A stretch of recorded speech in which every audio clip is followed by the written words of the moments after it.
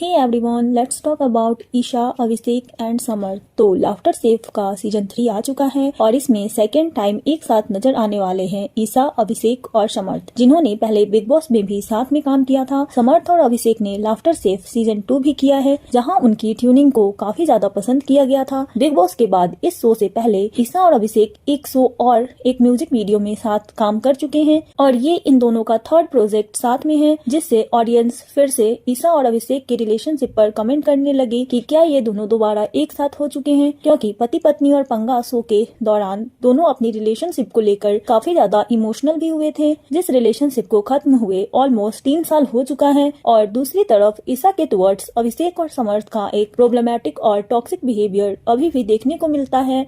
तो ईशा, अभिषेक और समर्थ के बीच का पास्ट काफी कॉम्प्लिकेटेड रहा है। पहले शुरू करते हैं ईशा और अभिषेक से, जिनको कलर्स के शो उडारिया में कास्ट किया गया था और शो में ईशा, प्रियंका और अंकित गुप्ता तीनों मेन लीड रोल में थे और अभिषेक को अंकित के भाई के रोल में कास्ट किया गया। शो में ईशा की ऑन स्क्रीन केमिस्ट्री अंकित गुप्ता के साथ थी, लेकिन ऑफ स्क्रीन ईशा और अभिषेक के रील्स और यूट्यूब वीडियोस बहुत आते थे, जिससे इन दोनों की एक स्ट्रॉन्ग फैन बेस बन गई थी। इन दोनों का यूट्यूब चैनल था अविशा ब्लॉग्स, जहां ये अपने शोज के behind the scenes, life styles और ट्रैवलिंग ब्लॉग्स साथ में शूट करते थे। आगे जाके शो उडारिया में अभिषेक का ट्रैक खत्म हो जाता है और इन दोनों की रील्स और ब्लॉग्स भी काफी कम दिखाई देने लगते हैं। कट टू बिग बॉस, जहां ये दोनों 2023 में सीधे नजर आते हैं, जहां ऑडियंस को पता चलता है कि ये दोनों पास्ट में एक दूसरे के साथ रिलेशनशिप में थे, जो कि अब खत्म हो चुका है और जो उन्होंने पहले कभी डिस्क्लोज नहीं किया था। वैसे तो ऑडियंस इनके रील्स और ब्लॉग्स देखकर पहले ही इनको साथ में शिप कर रही थी,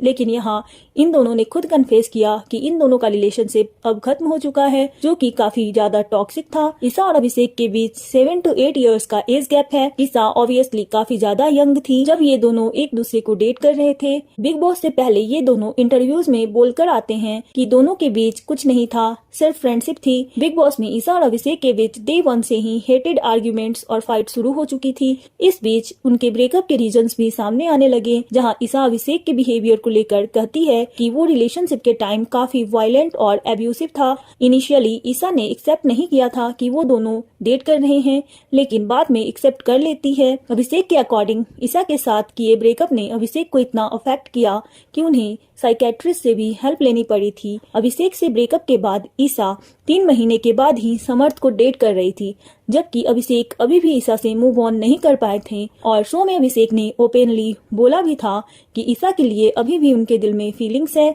लेकिन जब समर्थ शो में आया तो क्लियरली अभिषेक को हर्ट हो रहा था और ईशा और समर्थ जानते थे कि अभिषेक को ये चीज ट्रिगर कर रही है। तो ईशा एंड समर्थ ने कई बार अभिषेक को प्रोवोक किया, जिससे अभिषेक का रिएक्शन निकलता था और फिर ईशा अभिषेक इतने पर्सनल लेवल पर चले जाते थे कि नेशनल टेलीविजन पर दोनों ने एक दूसरे के लिए काफी ऑफेंसिव कमेंट्स भी पास किए। अभिषेक ने क्लेम किया कि ईशा उनके मेंटल हेल्थ के इश्यूज के बारे में जानती थी एंड ईशा ने उनकी मेंटल हेल्थ को एक टूल की तरह यूज किया। ईशा एंड समर्थ दोनों ने अभिषेक के मेंटल हेल्थ को लेकर मजाक बनाया। ऑडियंस से अभिषेक को सोशल मीडिया के थ्रू काफी ज्यादा सपोर्ट मिला। काफी एक्टर्स अभिषेक के सपोर्ट में थे, इसीलिए शो में अभिषेक के समर्थ को थप्पड़ मारने के बाद शो से उनको निकाल दिया गया। लेकिन इसके बाद शो में ऑडियंस की डिमांड पर अभिषेक की री एंट्री होती है। बिग बॉस के बाद अभिषेक काफी ज्यादा फेमस हो गए। एक शो में एक सपोर्टिंग कैरेक्टर के रूप में करियर स्टार्ट किया था और इतनी फैन फॉलोइंग न होने के बावजूद उन्होंने मुनव्वर जैसे पॉपुलर कंटेस्टेंट के साथ कम्पीट करके टॉप 2 तक पहुँच गए और शो के फर्स्ट रनर अप बने। बिग बॉस के बाद समर्थ और ईशा भी एक दूसरे से अलग हो गए। समर्थ ने बताया कि ईशा समर्थ के साथ होने के बावजूद अभिषेक के साथ कांटेक्ट में थी, उसे अनब्लॉक कर चुकी थी, अभिषेक को बर्थडे विशेष भी किया करती थी और ये बात अभिषेक ने खुद समर्थ को बताई थी। समर्थ की ये बात ऑडियंस ने इजीली बिलीव भी कर लिया, क्योंकि शो में एंटर होते ही ईशा अभिषेक के साथ काफी कैजुअल बिहेव कर रही थी, जैसे कि उनका पास्ट में कुछ हुआ ही नहीं था। और ये सब समर्थ के लिए बाहर काफी हर्टफुल था, क्योंकि ईशा और अभिषेक को साथ में शो में लाया जरूर गया था, लेकिन ये ईशा की रिस्पॉन्सिबिलिटी बनती थी कि वो अभिषेक के साथ प्रॉपर डिस्टेंस मेंटेन करे, लेकिन उसने ऐसा नहीं किया, जिससे ऑडियंस को लगा कि ईशा ने सिचुएशन को अपने फेवर में यूज करने की पूरी कोशिश की थी। समर्थ ने शो के बाद कई इंटरव्यूज दिए, जहाँ उसने ईशा को अपॉर्चुनिस्ट कहा कि ईशा ने उसे बस अट्रैक्शन के लिए यूज किया और कभी भी पब्लिकली बॉयफ्रेंड की तरह प्रेजेंट नहीं किया। साथ साथ ही ब्रेकअप के बाद भी अभिषेक के लिए ईशा का अटैचमेंट कभी गया ही नहीं था। On the other hand Isha ने क्लियरिफाई किया कि उनके पेरेंट्स ने डिसाइड किया था कि वह समर्थ के साथ नहीं रहे।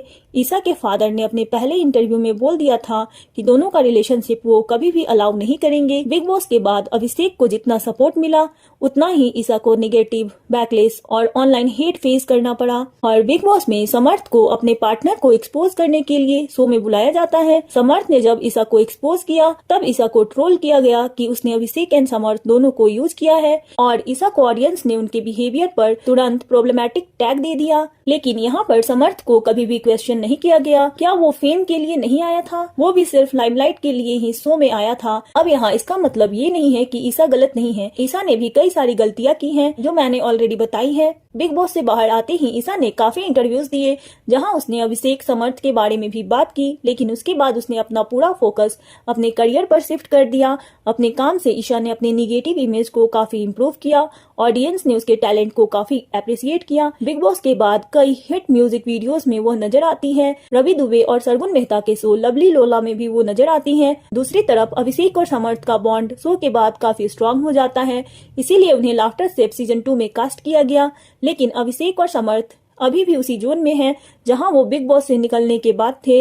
इन दोनों की काफी क्लिप्स सर्कुलेट हुई जहां ये अभी भी ईशा पे कमेंट्स करते हैं। ये लोग अपनी पर्सनल लाइफ को ईशा के थ्रू पब्लिकली शोकेस करके अपनी इमेज को लॉयल या सुपीरियर दिखाने की कोशिश कर रहे हैं। लेकिन अगर ये जेन्युइनली लॉयल और रिस्पेक्टफुल पार्टनर होते तो ऐसे कमेंट्स इनकी तरफ से पब्लिक प्लेटफॉर्म पर कभी नहीं आता। यह बिहेवियर ऑडियंस के लिए भी एक निगेटिव मैसेज भेजता है कि एक्स पार्टनर को ओपनली ड्रैग करना और उनको एंटरटेनमेंट के लिए ओपनली एक्सप्लॉइट किया जा सकता है। इस सिचुएशन से क्लियरली दिखता है कि अभिषेक और समर्थ का फोकस अभी भी उनके पास्ट रिलेशनशिप में ही है और कई बार लोग इस तरह के बिहेवियर को इग्नोर या जस्टिफाई कर सकते हैं, जैसे कि ईशा की भी तो गलती थी, अब ईशा उनके साथ काम क्यों कर रही है। तो फर्स्ट ऑफ ऑल ईशा का गलत होना यह जस्टिफाई नहीं करता कि किसी और की गलती को इग्नोर या एक्सक्यूज किया जाए। जो भी गलत है उसे कॉल आउट किया जाएगा, चाहे वो ईशा हो या कोई और। अभी ईशा और अभिषेक का साथ में सॉन्ग आया था, फिर वो दोनों पति पत्नी और पंगा में नजर आते हैं। उसके बाद ये अब लाफ्टर शेफ सीजन 3 में काम कर रहे हैं, इसीलिए लोगों को लगा कि क्या अभिषेक एंड ईशा दोबारा साथ हो गए हैं। तो यह इन दोनों ने क्लियर किया कि ये दोनों साथ में नहीं है, बस अपना काम कर रहे हैं। बिग बॉस से निकलने के बाद इन तीनों के पास कई सारे ऑफर्स आए थे। इन तीनों ने कई प्रोजेक्ट्स को मना किया है। समर्थ ने कई सारी म्यूजिक वीडियोस को मना किया था, विच इज ऑल्सो राइट। इनका चॉइस है उन्हें क्या काम करना है और क्या नहीं। इसी तरह अभिषेक एंड ईशा को भी साथ में काफी ऑफर आए थे।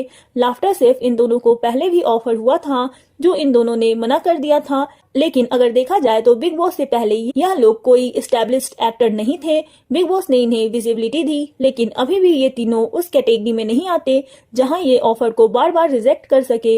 इनके लिए मनी और अपॉर्चुनिटी भी इम्पोर्टेंट है। फ्यूचर में इनके पास काम होगा या नहीं होगा इसकी भी गारंटी इंडस्ट्री में कभी नहीं होती। अगर लाफ्टर शेफ रिजेक्ट करते तो किसी और को कास्ट किया जाता, क्योंकि नए एक्टर्स हर दिन इंडस्ट्री में आते हैं और कंपटीशन की तो कमी ही नहीं है।